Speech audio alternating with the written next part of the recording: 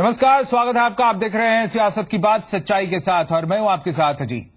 आजादी के बाद देश को कॉलोनियल रूल से आजादी जरूर मिल गई, लेकिन आज भी कई कानून या नियम ऐसे हैं जो बदले नहीं गए और इसी में से एक नियम ये रेवेन्यू मैनुअल भी है, जिसके आधार पर यह तय होता है कि आग, बाढ़, पानी या बेमौसम बरसात से आखिर कितना नुकसान हुआ है, उसकी भरपाई कितनी होगी। साल दर साल इसे बदले जाने की जरूरत महसूस हुई है। इस पर बौद्धिक बहस भी की गई, लेकिन यह बहस ऐसे बुद्धिजीवियों तक ही सिमट कर रह जाती है, क्योंकि भारत के ज्यादातर गरीब किसानों का ना तो इस रेवेन्यू मैनुअल से कोई लेना देना होता है, न ही मुआवजे को लेकर हो रही सियासत से। सालों पुरानी व्यवस्था को बदलने की जिम्मेदारी रखने वाले तंत्र की उदासीनता ही वो वजह है जिसकी वजह से आज तक इन नियमों को नहीं बदला जा सका, जो अंग्रेजों ने अपने शासनकाल में अपने फायदों को देखते हुए बनाया था। लेकिन यह कहां से जायज है कि देश में लोकतंत्र की स्थापना के 6 दशक से ज्यादा बीत जाने के बाद भी ऐसे नियमों को बनाए रखा गया है। आज सियासत की बात में चर्चा इसी पर।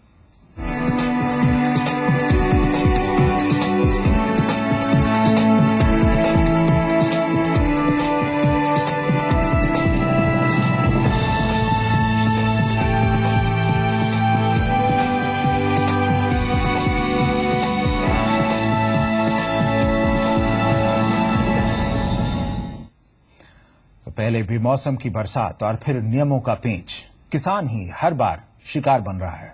हालत यह है कि किसानों को मुआवजे के नाम पर कहीं 75 रुपए तो कहीं 100 रुपए के चेक मिल रहे हैं। अब सवाल यह है कि यह सिस्टम की संवेदनहीनता है या फिर नियमों का पेंच है। समझिए।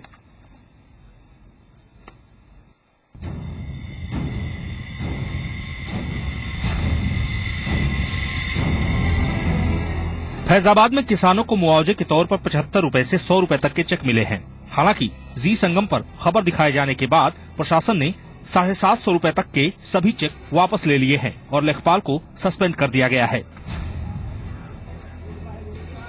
फिरोजाबाद में किसानों को 750 रुपए प्रति बीघा के हिसाब से चेक बांटे जा रहे हैं, जबकि प्रति बीघा लागत 20 से 30 हजार रुपए है। सरकारी मुआवजे की कम रकम को लेकर एसडीएम की सफाई है कि मुआवजा जमीन रकबे के आधार पर दिया जा रहा है। बांदा में भी मुआवजे के नाम पर मजाक की खबर सामने आई है। यहाँ किसानों को 700-750 रुपए के चेक मुआवजे के तौर पर मिले हैं, जिसे लेकर किसान नाराज हैं। सरकारी राहत के नाम पर दी जा रही ये मदद किसानों को राहत नहीं दे रही है, बल्कि उनके जख्मों को और कुरेद रही है। किसान हताश हैं, कहा जाए किससे मदद मांगे, तो सरकार की अपनी दलीलें हैं। लेकिन सवाल ये कि कई सौ करोड़ रुपए की राहत राशि किसानों तक पहुँचते पहुँचते महज कुछ 100 रुपए क्यों रह जा रही है। तो दरअसल इसके लिए मुआवजे की प्रक्रिया और नुकसान के सर्वे की प्रक्रिया को समझना होगा। नुकसान का सर्वे दरअसल यूपी के रेवेन्यू मैनुअल 1940 के अध्याय 26 के नियमों के आधार पर होता है, जिसमें क्षेत्रफल का सर्वे करने का प्रावधान है। वैसे ये कानून किसानों को मुआवजा देने के लिए नहीं बनाया गया, बल्कि लगान और राजस्व माफ करने के लिए बनाया गया था। लेकिन मुआवजे के लिए नुकसान का आकलन भी इसी के आधार पर किया जाता है। इसकी जिम्मेदारी हल्के के लेखपाल की होती है। कानून के मुताबिक सर्वे का आधार खेत नहीं बल्कि क्षेत्रफल होता है, जिसके चलते किसानों को सही मुआवजा नहीं मिल पाता, क्योंकि हर खेत का नुकसान अलग अलग होता है। मान लीजिए एक गांव में 3 किसान हैं, एक का नुकसान 100% हुआ है, जबकि 2 का नुकसान कम हुआ है। सर्वे के आधार पर तीनों का नुकसान 33% माना जाएगा। ये तो हुई गांव स्तर की बात। यही दायरा जब ब्लॉक, तहसील, जिला या प्रदेश लेवल तक पहुंचता है, नुकसान का आंकड़ा भी घट जाता है। यानी नुकसान के लिए फंड की मांग करते वक्त इसका आधार उत्पादन लागत नहीं बल्कि क्षेत्रफल के आधार पर किया गया सर्वे होता है। इसकी भी प्रक्रिया खासी लंबी होती है। लेखपाल की रिपोर्ट तहसीलदार तक जाती है। तहसीलदार इसे एडीएम वित्त को देता है। एडीएम इसे राहत आयुक्त के पास भेजता है, जहां से रिपोर्ट मुख्य सचिव को भेजी जाती है। फिर मुख्य सचिव इसे भारत सरकार के पास भेजते हैं। कृषि मंत्रालय मुआवजे का प्रस्ताव वित्त मंत्रालय को भेजता है। वित्त मंत्रालय इसे स्वीकृत कर गृह मंत्रालय को भेजता है। गृह मंत्रालय धनराशि को राहत आयुक्त को भेजता है। राहत आयुक्त ये पैसा जिलों में भेजते हैं। इस प्रक्रिया से होकर किसानों तक मुआवजे की राशि पहुंचती है, जो दरअसल इतनी कम होती है कि उसका सीधा फायदा उन्हें नहीं मिल पाता। जाहिर है नियमों के चक्रव्यूह में उलझी किसानों की राहत का असर आफत से भी ज्यादा होता है। ये राहत दर्द कम नहीं करती बल्कि नाउम्मीदी और बढ़ा देती है। अवनीश विद्यार्थी के साथ ब्यूरो रिपोर्ट, जी मीडिया। और हमारे साथ हैं खास मेहमान पूर्व न्यायाधीश सीबी पांडे। बहुत बहुत स्वागत है आपका पांडे जी हमारे इस कार्यक्रम में।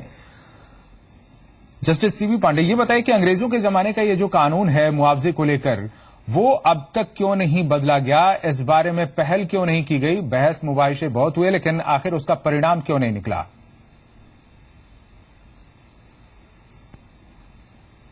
जो इस समय का जो नियम है ना, देखिए ये जो क्रॉप का नियम है, मैं तो कहता हूँ क्रॉप के नियम के बारे में, जो फसलों का जो नुकसान होता है जी, इसके संबंध में तो कोई कानून है ही नहीं है। अब वास्तविकता तो ये है, अभी जैसे इस समय उत्तर प्रदेश में जो इस तरह से बारिश हुआ और इसके नाते जो फसलों का नुकसान हुआ, उसके संबंध में देखिए क्या कानून है, जो जानना बहुत जरूरी है जी। और ये शायद प्रशासन वाले भी नहीं जानते हैं, उनके अधिकारी भी नहीं जानते हैं कि किस, तो एक बहुत पुराना वही घिसी पीटी तरीके है मुआवजा देने का, उसी घिसा के देते हैं जी। इस समय जो फसलों का जो नुकसान हुआ है उसके लिए एक पूरे देश में एक क्रॉप इंश्योरेंस स्कीम है जी। और वो क्रॉप इंश्योरेंस स्कीम जो बनाई गई है वो उसलिए है कि अगर बैंक से अगर कोई लोन लिया है किसी किसान ने, तो उसके लिए मैंडेटरी है कि वो क्रॉप इंश्योरेंस स्कीम में अपने वो इंश्योर कराए अपने को, और बाकी लोगों के लिए ऑप्शनल है, वो अगर प्रीमियम पे करके इंश्योरेंस कराना चाहे तो लें। शायद ही बैंकों के अलावा जो बैंक लोन वाले लिए लोग हैं उनके क्रॉप इंश्योरेंस के अलावा कोई भी शायद ही कोई किसान अपने क्रॉप का इंश्योरेंस कराता हो जी। तो इंश्योरेंस कंपनी से उसका पैसा इस समय तो किसी को, बहुत ही कम लोगों को, गिने गिने लोगों को ही इंश्योरेंस कंपनी देगी, और खास करके इंश्योरेंस कंपनी को देहात में जाती नहीं है, सब शहरों में गाड़ी का इंश्योरेंस करना और आपकी दुकान का इंश्योरेंस करना, इसमें तो बहुत इंटरेस्ट होते हैं जी।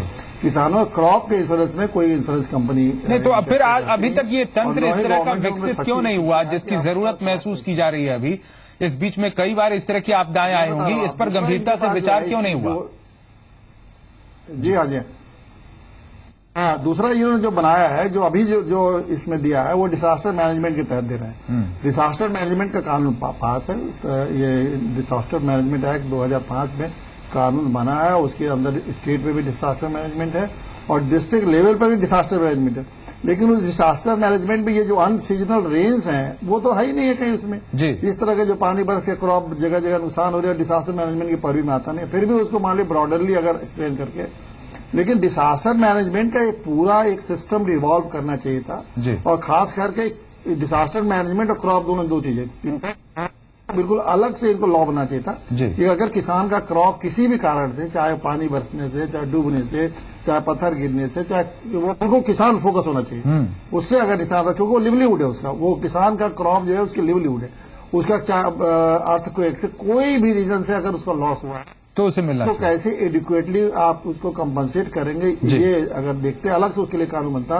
तो मैं समझता हूँ कि जो एसडीएम साहब का ये इस तरह से लोग तहसीलदार और एसडीएम, ये जो ब्यूरोक्रेसी और दिस और दैट, इसकी दिक्कत नहीं होती और सीधे वो उन किसानों को लाभ तुरंत मिल जाता है। ऐसा कोई है ही नहीं हमारे देश में, दुर्भाग्य 60 सालों में हम यहाँ तक नहीं कर पाए कि किसानों के क्रॉप के लिए सवाल यही है सीबी पांडे साहब की जुडिशियरी में भी कई तरह की अपील आती रहती है बार बार, क्या इससे संबंधित किसी तरह की जनहित याचिका, अपील वगैरह इस तरह की नहीं आई, वो कानूनी लड़ाई आगे नहीं बढ़ी जिस बारे में न्यायालय ही, उच्चतम न्यायालय या फिर न्यायालय ही राज्य सरकारों को, केंद्र सरकार को बाध्य करे कि इस दिशा में वो सोचें, इस दिशा में एक तंत्र विकसित करें?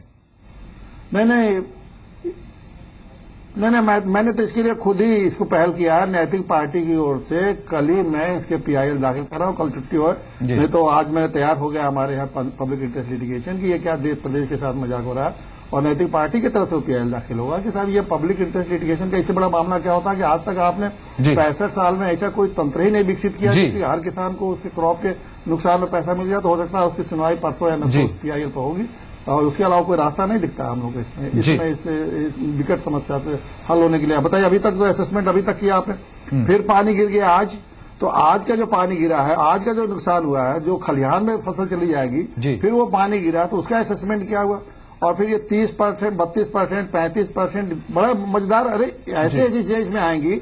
अभी क्या वो कम मौजा क्या, इन्होंने कहा कि गांव में 30% का नुकसान अगर हुआ है तो आपको उस गांव में कंपनसेशन मिलेगा, उस गांव में अगर 30% का नुकसान नहीं हुआ है तो आपको कंपनसेशन नहीं मिलेगा। अब बताइए, अगर किसी 2, 10, 20, 50 किसानों का नुकसान हो गया लेकिन पूरे गांव का 33% नुकसान नहीं हुआ तब तो वो उसको मिलेगा नहीं किसी को। तो बेमौसम बरसात से इस बार की अगर बात करें जो नुकसान हुआ है, इस नुकसान का शुरुआती आकलन बताता है कि इस बार 1,20,00,000 हेक्टेयर में लगी फसल को नुकसान हुआ है, जो करीब 65,000 करोड़ रुपए तक का हो सकता है। गेहूं की फसल जो 3 करोड़ हेक्टेयर में बोई गई थी, उसमें 40% नुकसान की आशंका है, जबकि लगभग 6 करोड़ हेक्टेयर में बोई गई रबी की दूसरी फसलों में 30% नुकसान की आशंका है। इस नुकसान के चलते हर साल करीब 12,000 किसान आत्महत्या करते हैं, जो सरकारी आंकड़ों के हिसाब से बेहद कम है, क्योंकि सरकारें खुदकुशी की मौतों को मुआवजा देने की श्रेणी में नहीं मानती। और वैसे में मुआवजे के लिए सर्वे और मुआवजा मिलने की प्रक्रिया इतनी जटिल है, किसानों को वक्त पर राहत नहीं मिल पाती। पूरे देश में आपदा से खेती को होने वाले नुकसान के लिए मुआवजा राष्ट्रीय आपदा राहत कोष के तय नियमों के तहत बढ़ता है। इसमें बाढ़ और ओलावृष्टि से फसल बर्बाद होने पर मुआवजे का प्रावधान तो है, लेकिन भारी बारिश और आग लगने पर मुआवजे की व्यवस्था नहीं है, जिसकी बात हमारे खास मेहमान भी कर रहे हैं। वहीं फसल को पहले 50% और अब 33% से कम नुकसान होने पर मुआवजा नहीं मिलेगा। पहले 50% था, अब ये 33% हुआ है। वहीं दैवीय आपदा से किसान की मौत पर मुआवजे का प्रावधान है, खुदकुशी पर नहीं है। इसमें भी मुआवजा उसे ही मिलता है जिसके नाम पर खेत हो, और इसमें भी एक पेंच है कि बटाईदारों के लिए कोई इंतजाम नहीं है, जबकि ज्यादातर खुदकुशी करने वाले किसान ऐसे ही हैं जो बटाई पर खेती कर रहे हैं। हमारे साथ पूर्व न्यायाधीश जस्टिस सीबी पांडे हैं।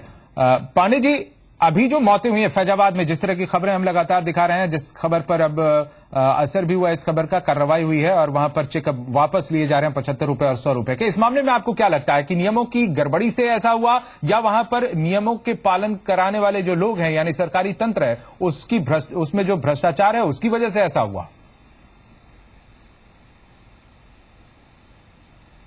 नहीं, भ्रष्टाचार तो नहीं, भ्रष्टाचार तो एक अलग एस्पेक्ट है। भ्रष्टाचार तो जब भी पैसा बटेगा तो हिंदुस्तान में, कम से कम उत्तर प्रदेश में तो जब भी कहीं भी पैसा बटेगा तो उसमें कमीशनखोरी, बेईमानी और ये सब तो चलेगा ही। इसे तो मान के चलिए कि वो तो है, लेकिन वो एक अलग पक्ष है। भ्रष्टाचार तो वो तो एक सर्वमान्य है, वो तो अच्छा खासा भ्रष्टाचार चलता है, मालूमाल हो जाते हैं लोग जी। लेकिन जो एक्चुअल में जो किसानों तक जो पैसा जिसका उसको नुकसान है, बहुत सारी बातें आपने बताई जी। मुख्य बात यह है कि जो बोने वाला किसान है, उस बोने वाले किसान में मालिक 8 भाई हैं। अब 8 भाई में खेती एक भाई करता है, 7 भाई बाहर हैं, कहीं नौकरी कर रहा है, कोई शहरों में रह रहा है, कोई दुकान किया हुआ है, उनसे खेती का मतलब नहीं, खेती एक भाई कर रहा है।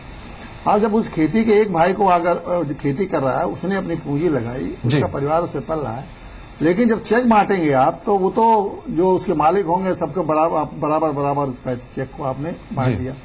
कोई सिस्टम इवोल्यूशन नहीं, इनका इवॉल्व नहीं कर रहा है कि इनके पास ऐसी कोई नियमावली नहीं है कि जो कहे कि नहीं, तो फिर कैसे होगा? सवाल यही है कि हम बराबर ये बात रखते हैं और कई तरह की शिकायतें भी आती हैं कि देश में अभी भी जो राजस्व से जुड़ी हुई जो भी इससे जुड़े हुए जो भी रिकॉर्ड हैं वो बहुत पुराने हैं, कंप्यूटराइजेशन इनका नहीं हुआ है, आधुनिकीकरण नहीं हुआ है और बहुत सारे पेच हैं इनमें, जिसके कारण जमीन को लेकर झगड़े आम बात हैं। तो वो ही रिकॉर्ड तो काम में आ रहा है, इसके भी मुआवजा देने के भी काम में आ रहा है। जो बातें आप कह रहे हैं, सब तरह की समस्याएं भी आएंगी। आखिर इसके लिए हम आगे क्यों नहीं बढ़ पाए और क्या बढ़ सकते हैं? उसके लिए व्यवस्थाएं हैं हमारे पास, उसके लिए जो आधारभूत चीज होनी चाहिए, संरचना होनी चाहिए, वो है क्या हमारे पास?